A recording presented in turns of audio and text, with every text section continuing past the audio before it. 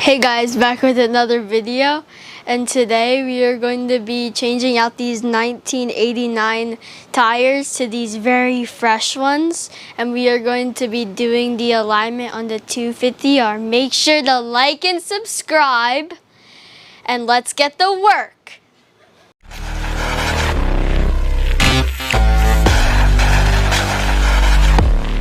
Just like my son said, we are going to change out these old ass tires with some fresh new ones. I'm going to show you how I quickly break the bead, especially on these really old quad tires. You can even do rear tires like this. You just got to be careful you don't scratch your rim. So you're going to need one of these, not necessarily one of these, but something with a steering wheel helps. And you're going to take a tire. I like to use a little piece of plywood so it doesn't destroy the rim, even though this rim's already a little beat up. And it also protects my driveway. You're going to take one of these little tools. This is a valve core remover. Okay, the valve stem core. All you're going to do is unscrew that out. It's going to let all that little bit of air out that's left in it or whatever's in it. I recommend you changing out the valve cores and valve stems, because a lot of times these will fly out and you might not be able to find them. So yeah, that's that. So do the same thing on this one.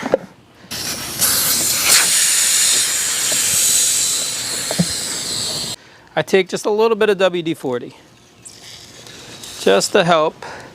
Sometimes these bands have been, you know, they start to become one with the rim. And, you know, I feel a little WD-40 helps.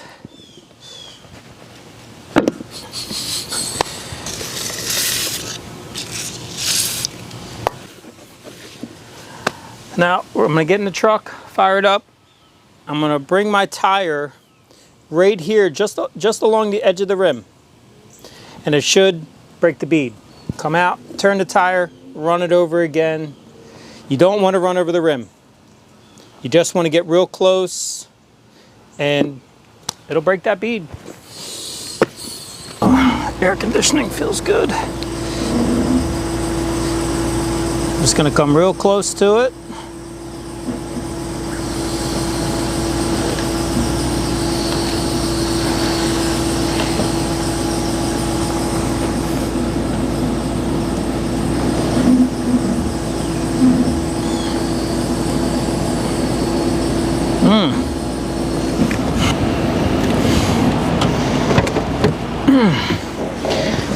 This one is being very freaking stubborn.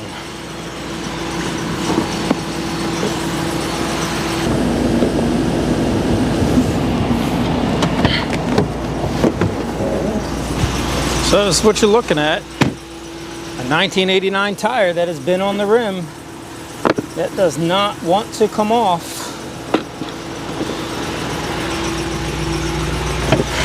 But we don't give up.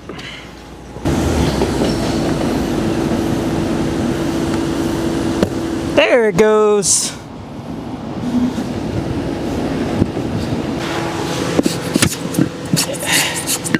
All right. Now let's get the other side.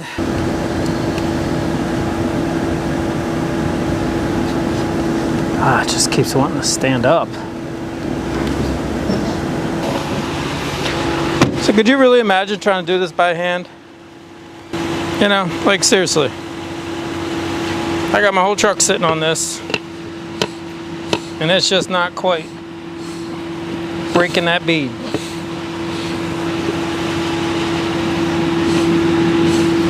I might have to let it just soak for a while. Oh, it looks like that side did pop. Alright, let's spin it around. She should be good. Never dealt with one so damn stubborn.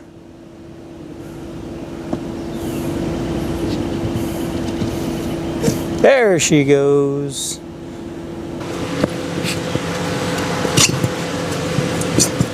All right, that's one.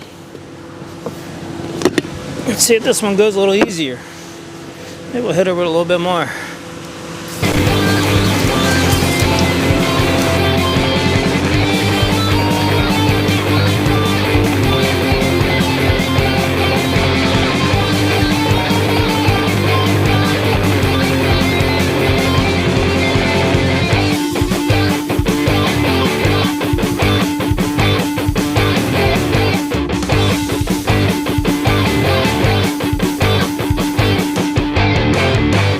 So it's another really hot evening here.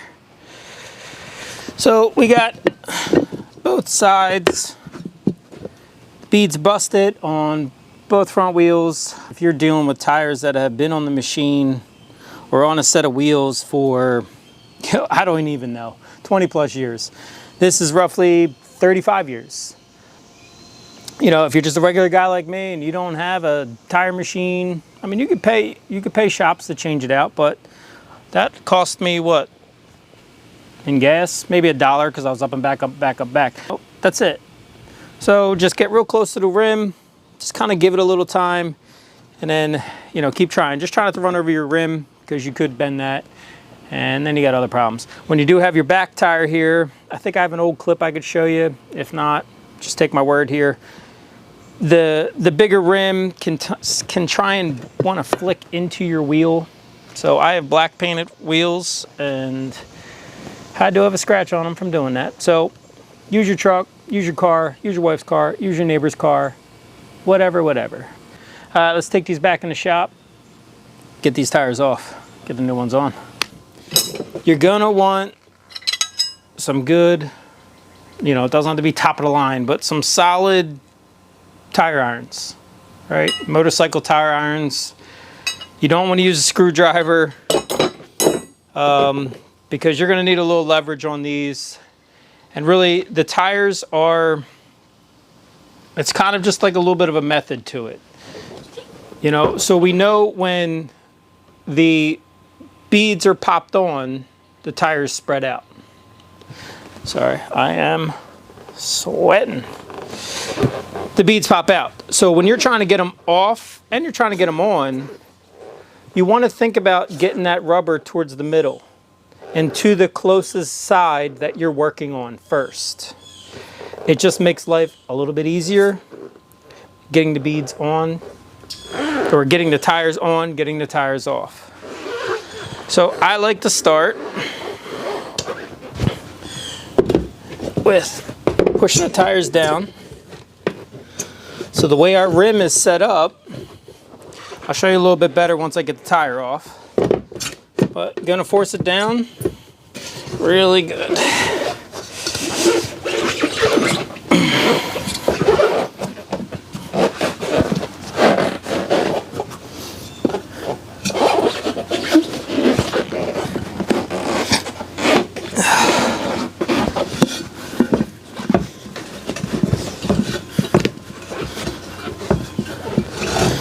Try and show you at the same time.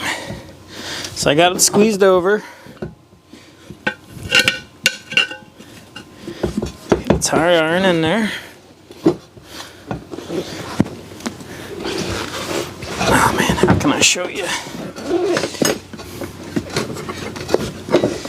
So I got one tire iron in there. So I got it squeezed down.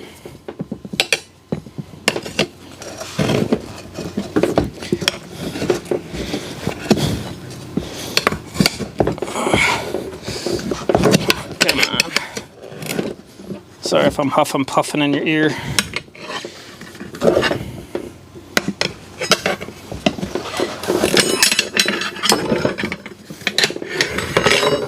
So these tires are old, so it might be a little tough to manhandle.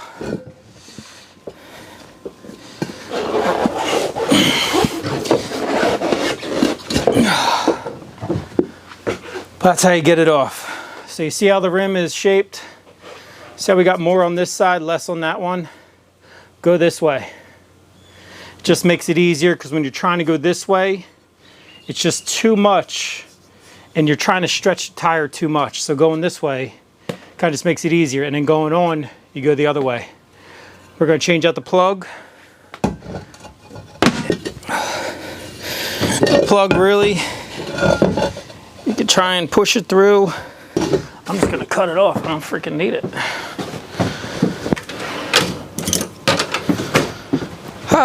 Work smart. Don't work hard.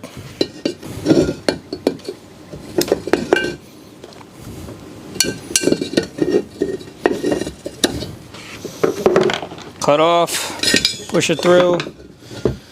Now, I like to take my hand, feel on the inside of the wheel, make sure there's no burrs, nothing that happened during the process of taking anything off. Let's get a paper towel.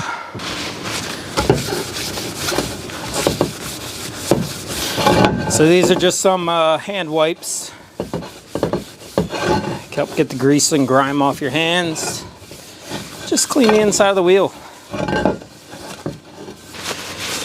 Give a little inspection for any cracks. Just a couple nicks on the outside, nothing crazy. Okay. Don't forget to put in your valve stem. What I got here is like a little bit of Armor All, some water.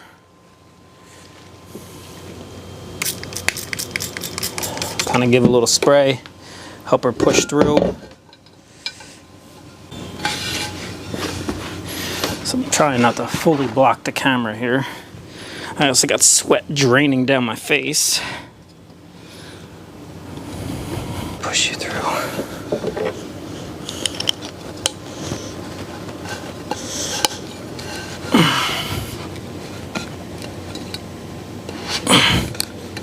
There she goes. All right. So let's give her a little push with the valve stem core remover and installer. Take the cap off. Put that aside. Take the core out. Put that aside.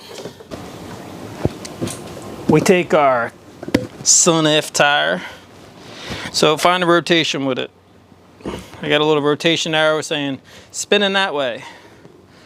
So if it's spinning this way, this would be my outside. All right, valve stems on the outside. Yep. So I take a little bit of my juice, put it on the outside, put on the inside. All right, lube it up.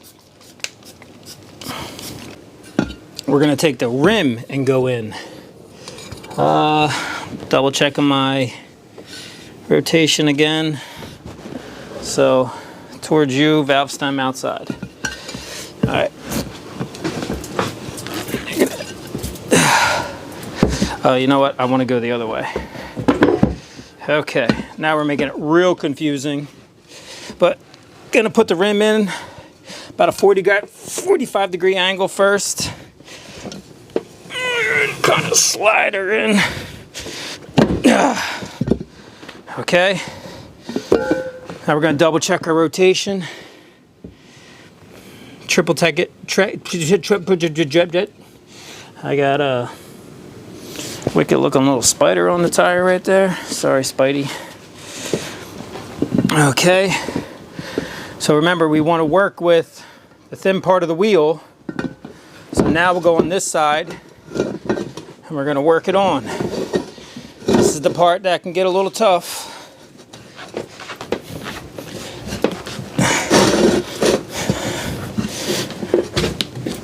But you got to make sure that the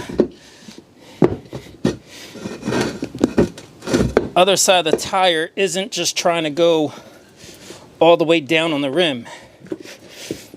What I mean by that is, like, if it's not kind of sucked up into the middle of the rim, you're almost trying to overstretch the tire, and it's just not going to want to go. Let your tire irons do some of the work. Nothing should fight you too hard. It's going to fight you. But nothing should be like, oh my God, I'm about to break the rubber. Look. Boom. Tires are on. When they really, really fight you, let a friend do it. That's probably your best bet. But go from the valve stem side, okay? Remember how the rim is shaped, because if this side is trying to get too far close to the bead, you're almost like you're trying to overstretch the tire. So when you keep them kind of sucked in towards the middle of the rim, where you have a little more room, it helps this side stretch a little bit easier. Makes life a whole lot easier.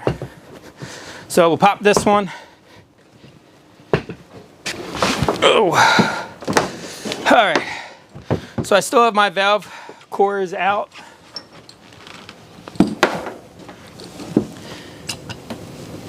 So this way we can get max air in.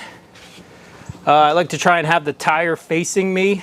You never want the rim to maybe crack or pop a chunk of aluminum into you, but you know, don't let it hit the money maker. Turn away, it'll pop, boom, boom. That's it.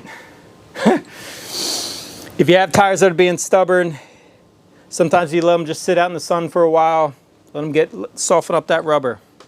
Now when I release this, it's gonna air down, get the core back in, we'll fill it back up.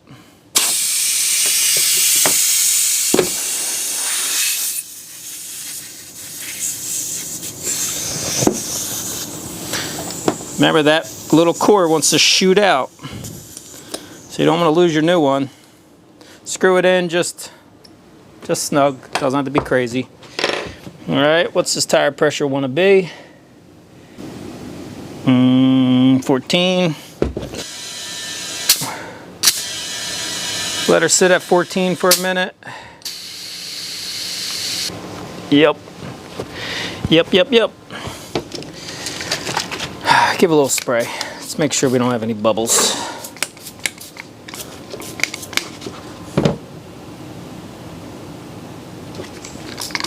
Check your stem. All looks good. Inside.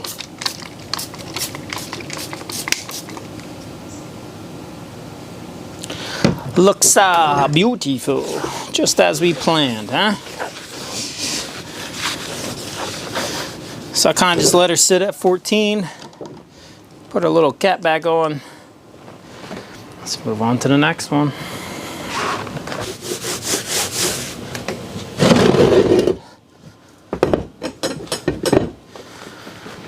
I'm just going to show you this one.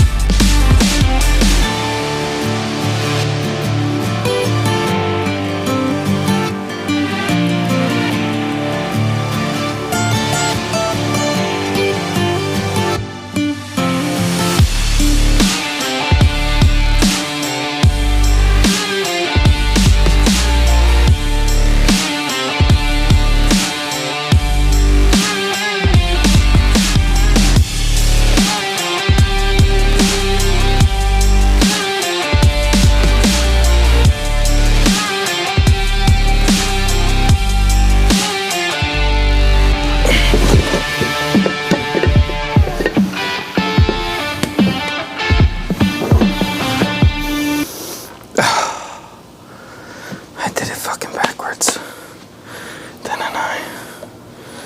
I always fucking do this. Damn it.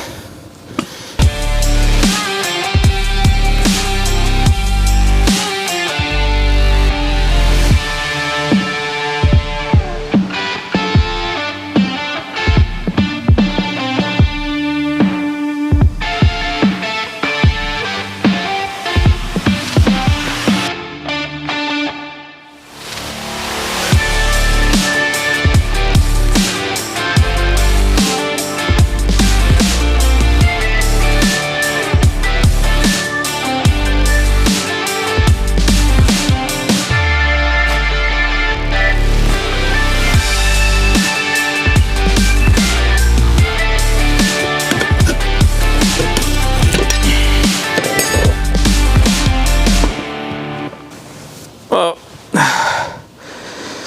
I may have done it right the first time, but I, for some reason, had a brain fart. I was looking at the rim like this, and it just, I don't know. Don't confuse yourself. That's the outside. It's gonna match. One on the right, one on the left, same treads. Hey. I think all I did was confuse myself and just redid it again for you. So now you get to see multiple times. Since it kind of dried, put a little bit more. Look away.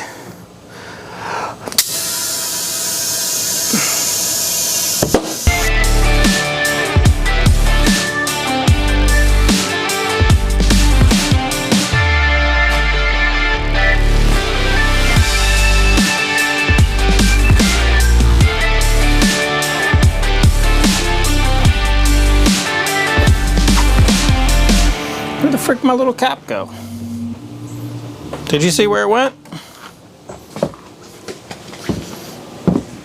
I knew I'd lose it.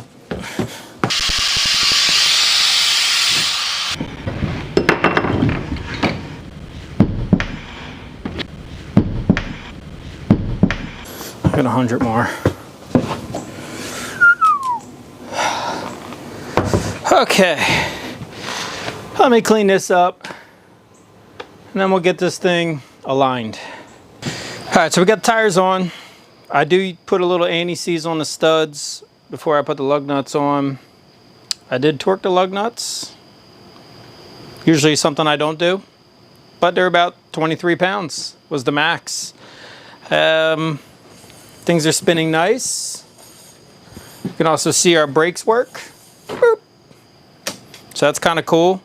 So we know our hubs are good. We know the brakes are good. I like it, that one. And then when we shake it, so I'm covering the last 3 videos here, these tires are tight. They don't look like they're about to fall off. You're in gear, good, you're in gear, very good.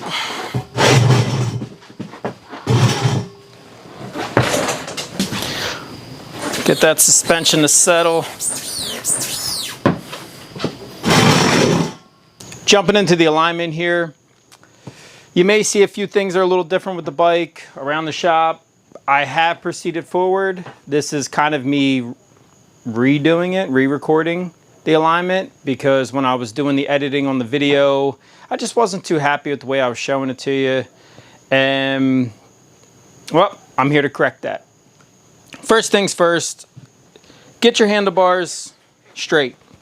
Okay, the way I do that is I just stare straight down the bike, get them straight, what usually looks straight when I'm riding straight.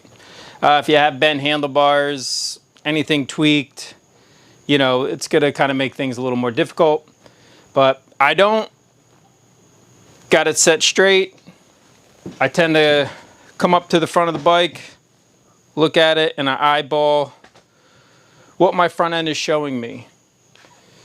Whether the left side is a little more toe out, toe in, or vice versa. So it kind of, I just use my eyeballs to really try and figure out what side maybe needs a little more help. But ultimately, with the handlebars centered, facing straight, and then we get the tires to toe in, toe out with each other and get them even, you know, That's kind of what we're working on today. The book suggests that we run 10 to 20 millimeters toe in. The reason for that is because when you're toe in, you'll have a little more stability at high speeds going straight. If you're a little too much toe in, you almost get like a plowing effect. And toe out, when you're at high speeds going straight, you kind of get a little bit of a wander because the tires are a little bit floaty. And also, one of the good things with toe out is enter a corner a little bit easier because the tire is technically already like looking that way. So those are kind of extremes, but we're only talking 10 to 20 millimeters here. I do have a metric wherever I put it. Here it is. I do have a metric tape measure because my son raced go-karts, and this is what we used it for because we wanted precise measurements on everything. You can use the standard SAE. 10 to 20 millimeters is roughly about, we'll just say, 1/2 inch to 3/4 of an inch. How are we going to do that? Pick a point, measure to another point. Always keep the same points. You can take a nail or something to scribe the tire. These tires actually have green lines already on them, basically to try and help with alignment, but that's really is for their machines when they're making the tire. But I just grab part of the tread. Maybe I'll use this green line. So right now I'm looking at about 9. We'll go with the right on the front of that green line. We'll go with 970. So it says 97, but it's 970, so 970 millimeters. I'll do the same thing in the back. I'm going to go underneath the frame because I have the pipe in the way. You don't want to be bending the tape measure. Kind of picking the same point on the green line. I am at, looks like 967. So what that is telling me, that's telling me that we are actually toe out right now. So we need to toe that in a little bit. Now when you hit your suspension, add a little more weight. If you watch the front end, the tires want to go toe out. So if we're already toe out, now we're even more toe out. So what's that mean? When the suspension compresses, I start to lose stability. So we want to reduce that also. So we're going to break these tie rods loose, adjust them, and we're going to get toe in. So where we're going to start, we're going to break our tie rod ends loose. That's simply taking a wrench, sometimes it's 2 wrenches, and you hold the tie rod, break it loose. Fortunately, I got to use channel locks on these tie rods. I mean, what do I call these channel locks? Vice grips. I got to use vice grips on these tie rods. Simply break the nut loose. Inside also.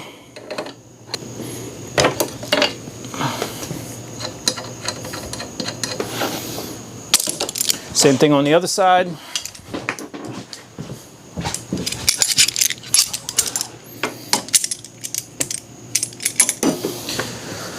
Do one more measurement.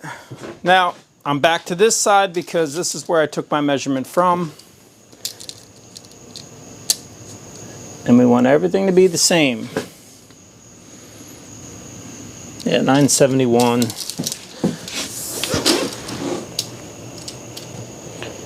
966.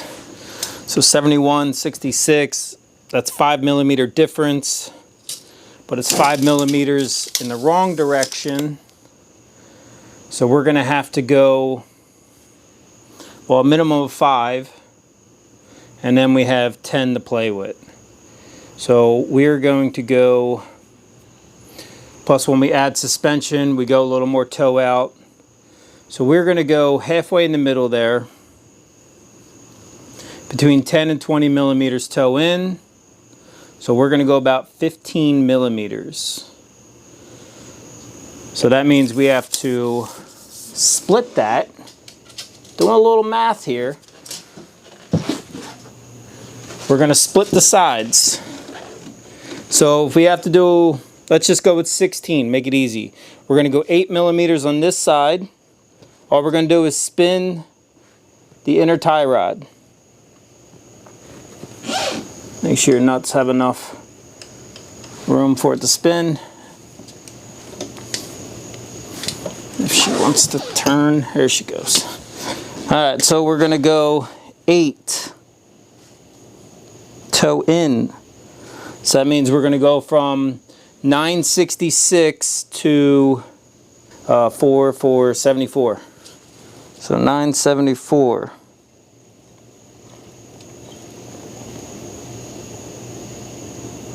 All right, that's roughly right there. And then when I do that side about 4 millimeters, I might be able to reach and do it.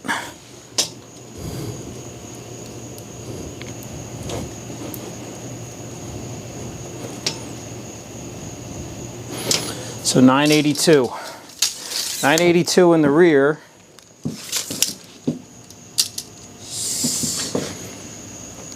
To 957. 57 to 82. We're roughly 15. So that was some pretty easy math. Now we're toe in.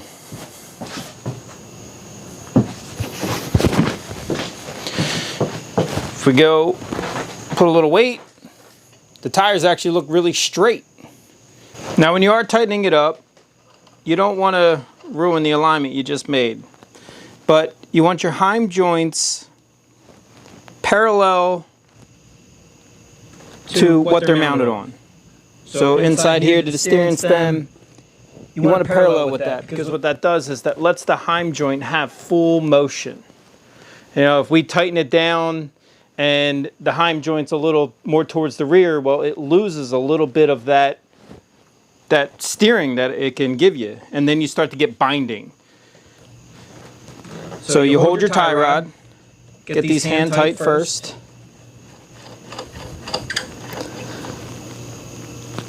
Because these are your locking nuts. Your tie rod is what actually affects your alignment. Put our vice grips on. Remember, we want to keep it from moving. That's the whole point of these vice grips here. And then I'm just making sure that my heim joints are even before I lock this down. Hold the tie rod in place. Tighten. They do not have to be tight. I just go snug and then maybe 1/8 of a turn more. That's it. You really don't want to create any binding. Hold the tie rod in place. Make sure your heim joint's good.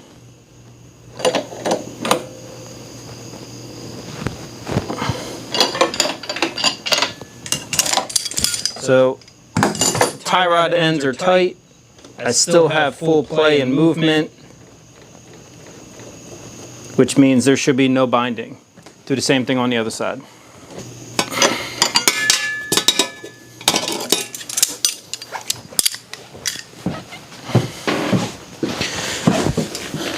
I'll come back over to this side, do another measure, make sure everything's still straight.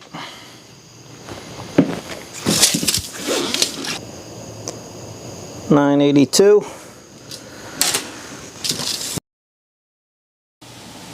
To the green line, 967. 15 millimeters.